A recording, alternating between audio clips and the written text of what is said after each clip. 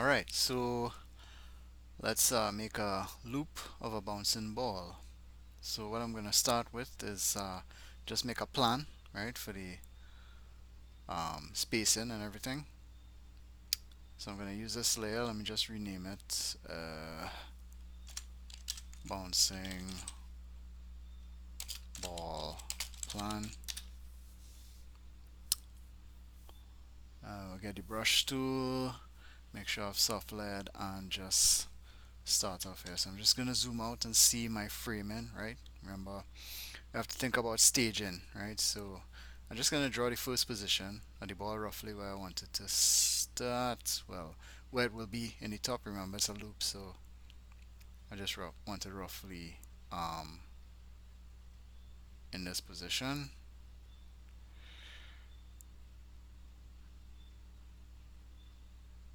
Alright, just trying to get as ball looking as possible. And then it will fall right down, straight down, and squash around here.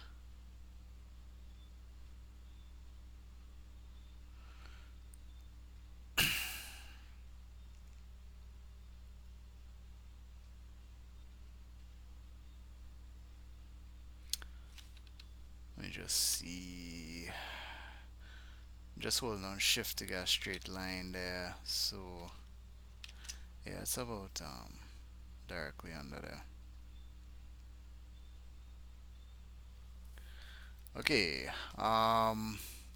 See, yeah, the ball is gonna drop and then it's gonna stretch as it goes down. So I'm gonna take my spacing from here.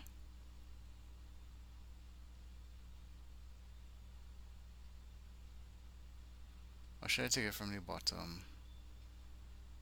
Yeah, cause yeah, the bottom will lead and then it will drag um out from the top, right? So I'm gonna do that little line there. Alright, so yeah, this will be the first line. So this will be frame 1, and then it will end down here, and this is frame 9. Alright, so it'll be a 16 frame loop going down 1 to 9 and then back up to this position.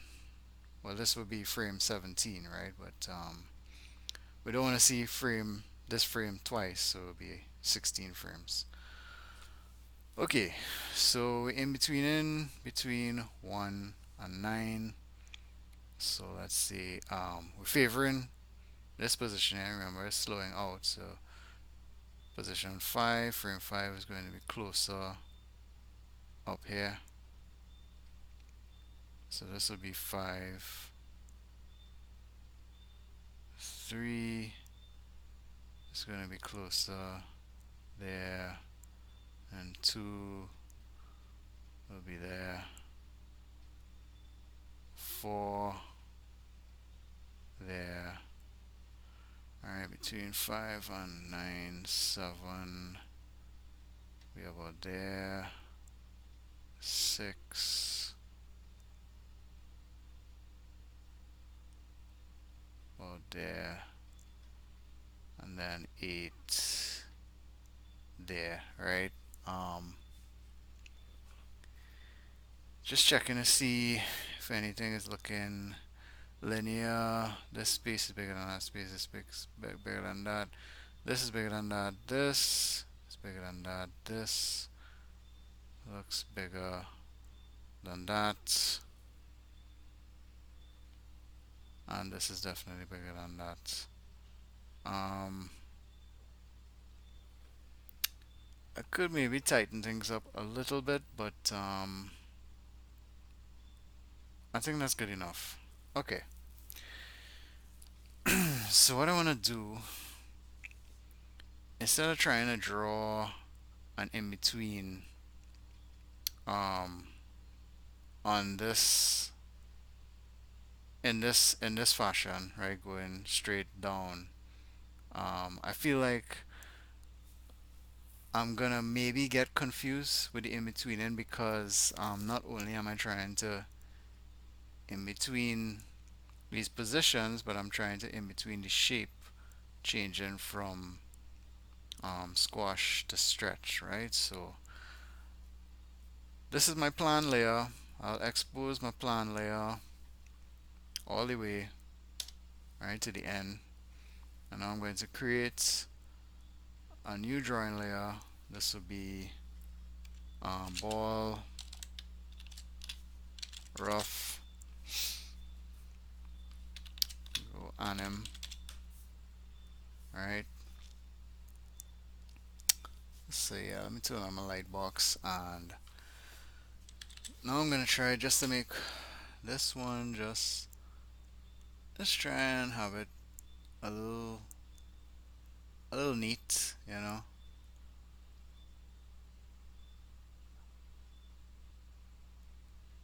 Right, because this is what I'm going to do is I'm going to have all my shapes start off in this position and just animate the in-betweens for the stretch, and then I'll reposition them according to the spacing, right?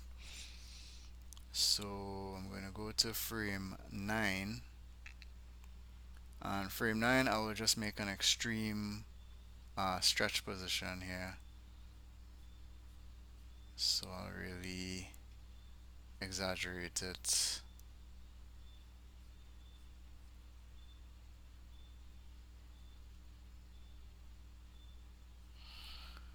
Right, because frame 9 really should be a squash, but because I'm in betweening on fours and then on twos, it's just easier to start off with it as a stretch. Alright, so my first in between will be on frame 5. Alt Shift R to make a new frame. Sometimes it doesn't work right away. I don't know why it's not working out. Alt Shift R. Right, okay, finally. And I turn on my onion skinning. So I am right between these two. Um, in fact, let me go ahead and put a color card. Right, same thing I do to create drawing layer. Just click here and put a color card. Okay, no, that actually added it to the selected layer. So I'll undo that. I don't want anything selected and add a color card. Right, so I want it behind. Let me select here. Right, so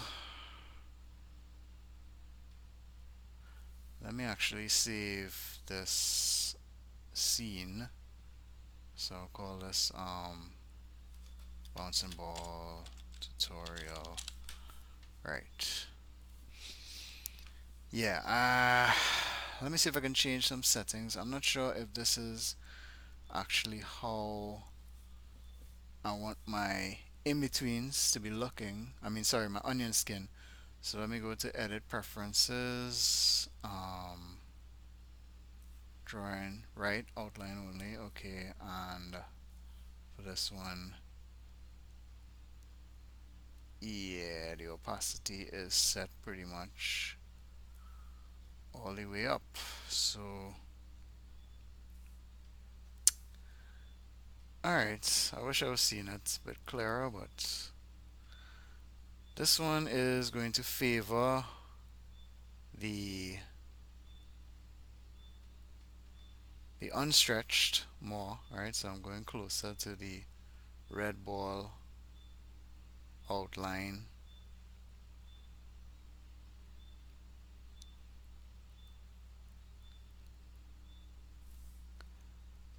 Let's see, we'll go on frame 3 now and create another frame.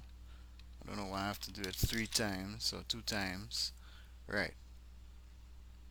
And this time I will try to favor even more the outline of the original ball.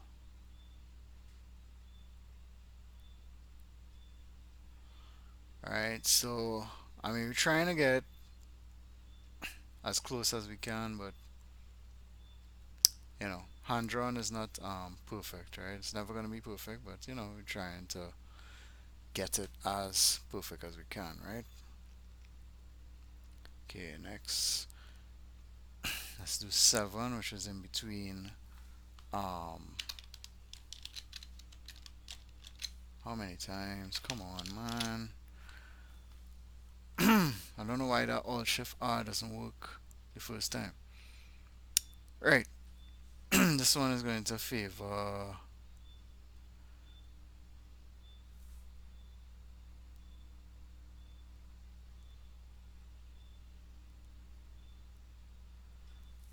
Yeah.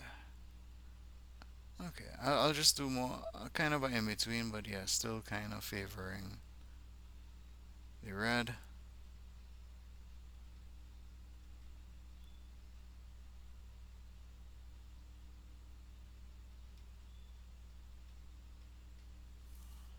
Right. And now I'm doing the in betweens on ones.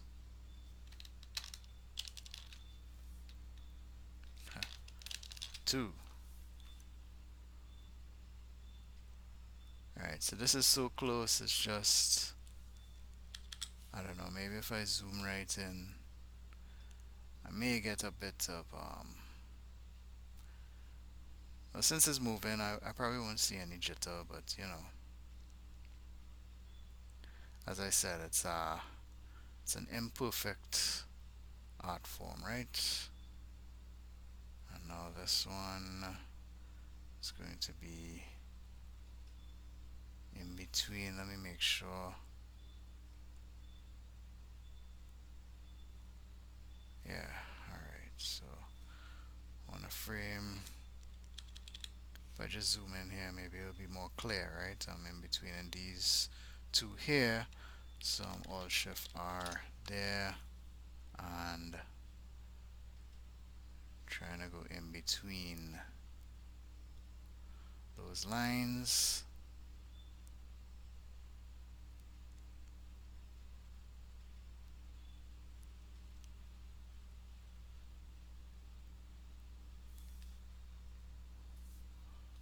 And these two.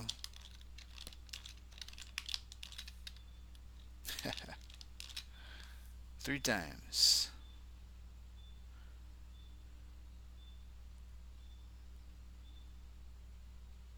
In between. I'm just straight in between, and no, I'm not really thinking about favoring.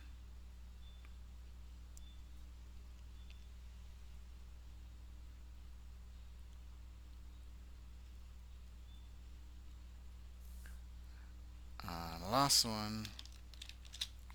Wow, it actually created a frame first time.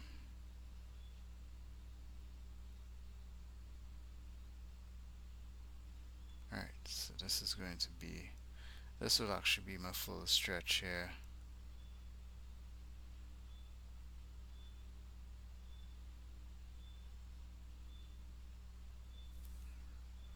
And now, that will actually end up being a squash, but let's see if I play this now without the, yeah.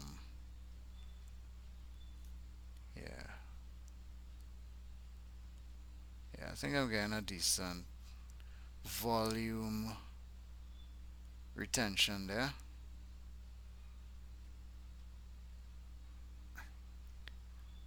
Okay, so now I want to copy these frames, right, back the other way.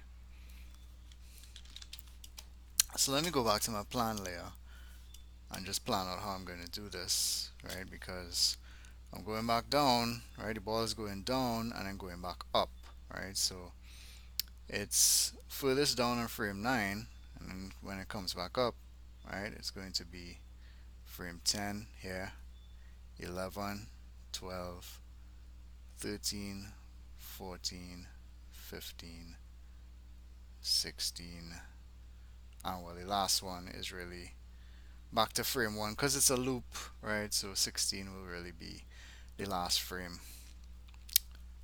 Okay, so can I just select this keyframe here and copy it and paste it here? Well, let's see what happens when I do that, right? If I select it, go Control C and come here and go Control V. Um, Let me just demonstrate something here. Let's just say if I add a dot to the ball here and I go back to this keyframe here, you see I have the same exact dot there. Right, so that means in essence this frame and this frame is the same frame, right? So no matter whatever I do to this frame, right, even if I select this and move this, right, if I go to this frame, it's gonna be it's basically a clone, right, of that frame, right? So I'm gonna undo that. So basically that's not what I want, right? I don't want a clone because I'm actually you know going forward in the sequence. I'm going back up, right?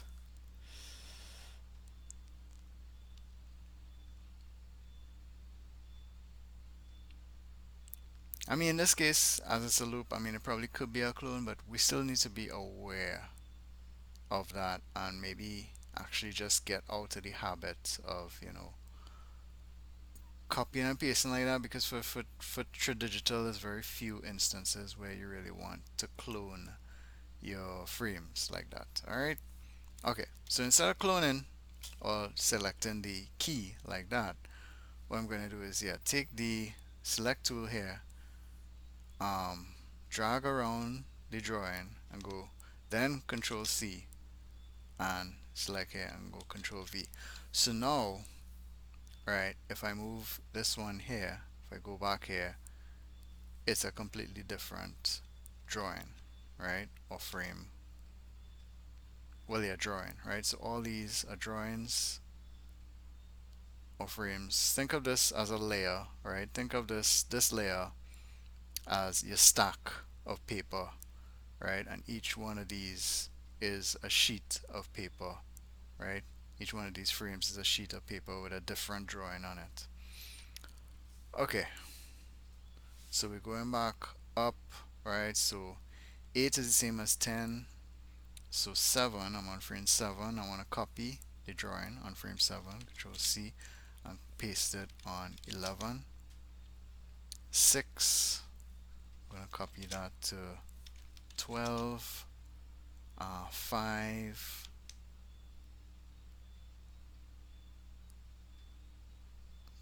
Yeah, actually, I think I got ahead of myself. I should have really positioned these before I started copying and pasting. So yeah, my fault there. Let me just select those and delete those, right? So we're back to frame 9. Alright, so I'm just gonna start repositioning these. So starting with this one, I'll bring this down and line it up with that line there. And now frame 3. Now I'm just nudging with my down key on the keyboard. If you want to do a big nudge, you could hold shift and down and it will go even further. Or shift and up. Alright, let's take this one, frame 4.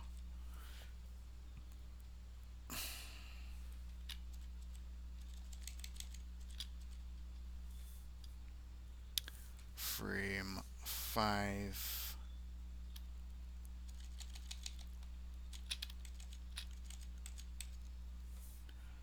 Frame 6.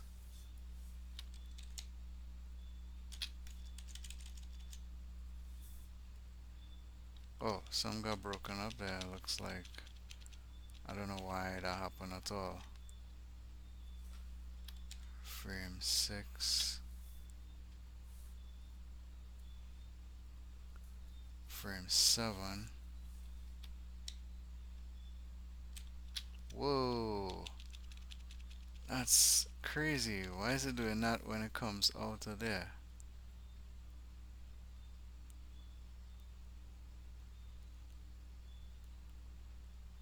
Something with that nudge tool. Okay. Well, I just manually drag that one there. This one is frame 8. So yeah, let me just do a little experiment here. So when I drag around like that and hold shift, wow, it just wrecks the drawing as it passes through that select. That is crazy. Okay, so I guess I just need to select around the entire area and then shift it down.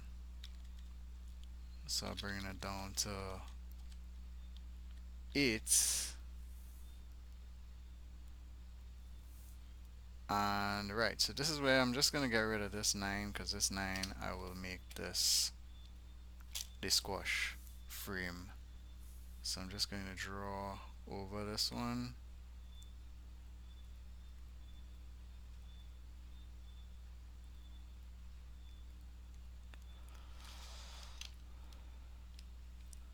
See if I could get a little more loose here.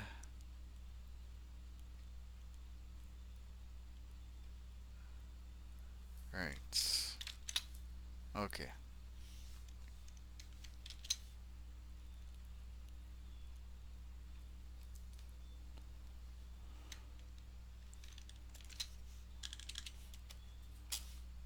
Okay, so now I have the balls positioned. Let me copy the drawings back. Alright, so I'm copying uh, wrong layer. Please tell me. Okay.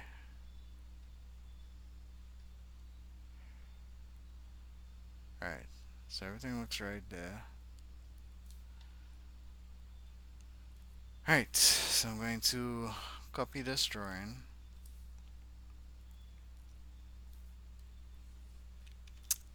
Copy that and paste that to 10, 7, paste that to 11, 6, paste that to 12, 5, paste that to 13, 4, paste that to 14, 3, paste that to 15, and 2, paste that to 16. Alright, so it's gonna end on 16, this loop, so I'll just press stop and let me turn on loop in there and just play it. Alright, so this is my looping bouncing ball.